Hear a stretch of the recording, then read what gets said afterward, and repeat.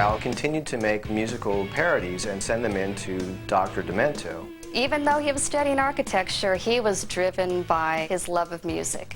He wrote to me, he said, "I love recording. I wish I could get a job in the music industry instead of architecture." His heart was not in the architecture. He'd pass his classes and go to the radio station and have fun.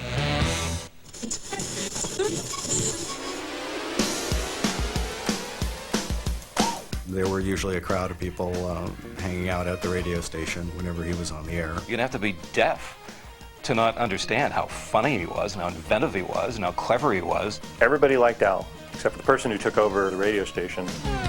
She was not enthusiastic about Al's show. That general manager was interested in seeing more top 40 types of music being played on the station.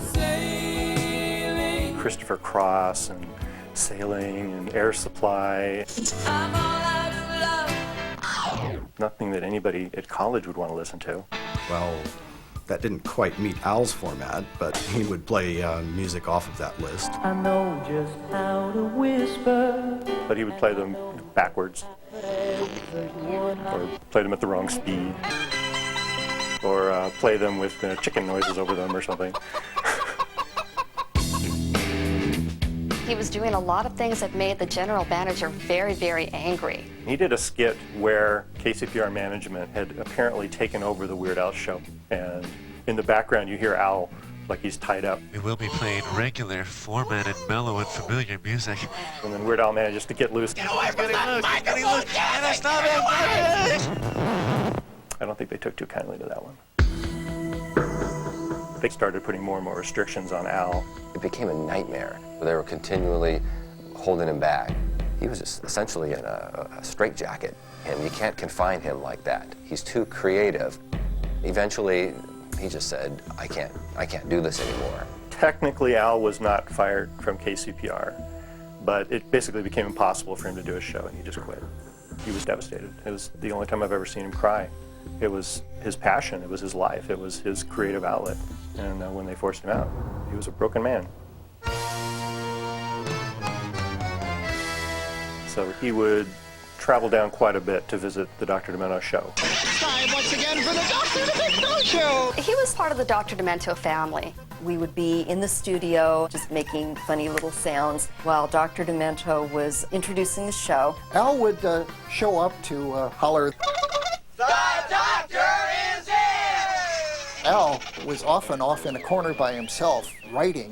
He was sitting back, chuckling to himself. I had no idea what he was writing. And Al said he was ready to do his new song, and would I let him sing it live on the air. And he asked if I would pound on his accordion case while he did a parody of Queen's Another One Bites the Dust, called Another One Rides the Bus. Another one rides the bus, and another comes on, and another comes on, another one rides the bus. It was great.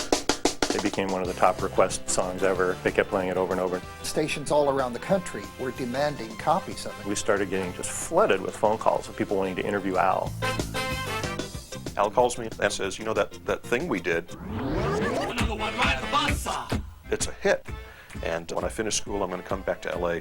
I want to start recording some stuff. I said, you need to have a band. I'll be your drummer. I had no idea what I was getting into. As time went on at Cal Poly, music became more and more important to him, and his grades in architecture started to drop off a little bit. Towards his senior year, he finally got his first lousy grade. He made a model that wasn't up to snuff, so Al threw it off his third-story balcony of his apartment building. He didn't pass the class. This class cost him his graduation. And it was very demoralizing to him. He had to spend an additional summer session making up that class, and Al was very disappointed with that. He had in his mind he was going to move down to Los Angeles, get his life together, just get everything going, and this was a real deep disappointment for him. By the time he graduated, he had lost a lot of his drive to have architecture be his career. At that point, he was so close to graduating, it was just something he needed to do. His parents were still intent that he have a career and not just be a floundering musician. So they made a little compromise that Al could have a year in which to prove himself as a musician. So he was really going to have to be damn good to make a living at it. But I think he also realized that he was damn good.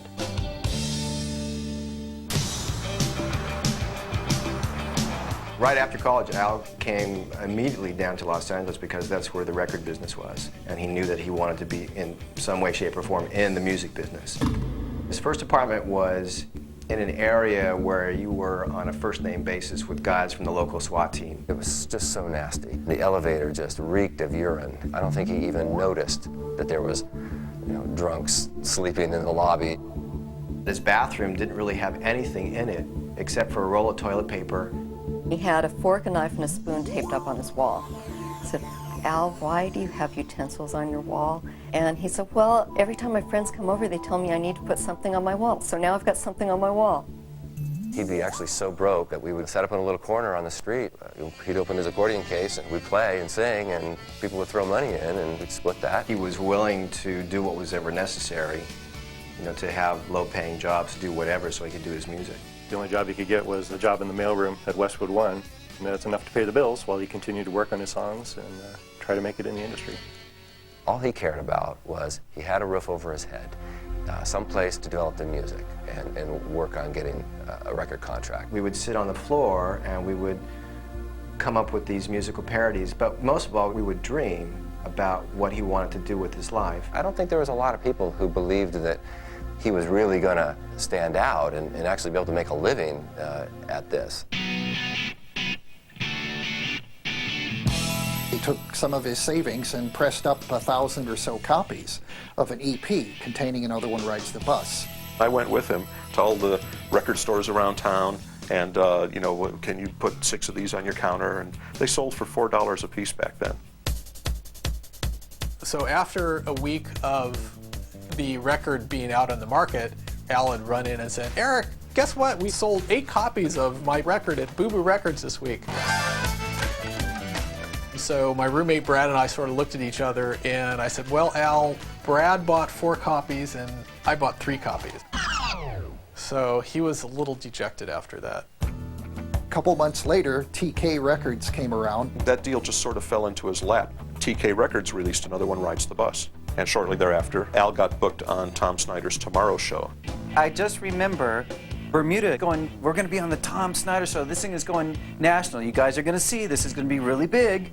And I was just like, yeah, right. Here is Weird Al Yankovic. Al was definitely a novelty comedy artist with these horrible patchwork velvet pants and a red polyester leisure suit jacket, and me in a tuxedo on my knees pounding on this accordion case. It was terrible. Weird Al Yankovic, Mr. John Schwartz. Beautiful work, gentlemen. I don't think Al even met Tom. I'll tell you, when he was a baby, his mother says, what a picture. His father tried to hang him already. They had something called Bubbling Under, the Hot 100, and Another One Rides the Bus, charted. Unfortunately, TK itself went belly up very shortly after that. It was literally the last single they released. He never saw a dime. That was a very difficult time for him. Even with a single and a national TV appearance, I don't know that there was even a spark that Al was anything more than just kind of a flash-in-the-pan novel sort of a thing. Everybody thought Al might be a one-shot, one-song kind of guy. Nobody could have seen it going any further. Next, Weird Al's first major concert ends in disaster. I saw a plastic cup come and hit Al right there, right between the eyes. And it just gets worse from there. Nobody wanted to sign him. One of my fondest memories is calling people saying, hi, I'm a manager of an artist named Weird Al Yankovic, and having people say, oh, that's too bad. For more exclusive photos and footage of Weird Al and all Driven artists, log on to VH1.com.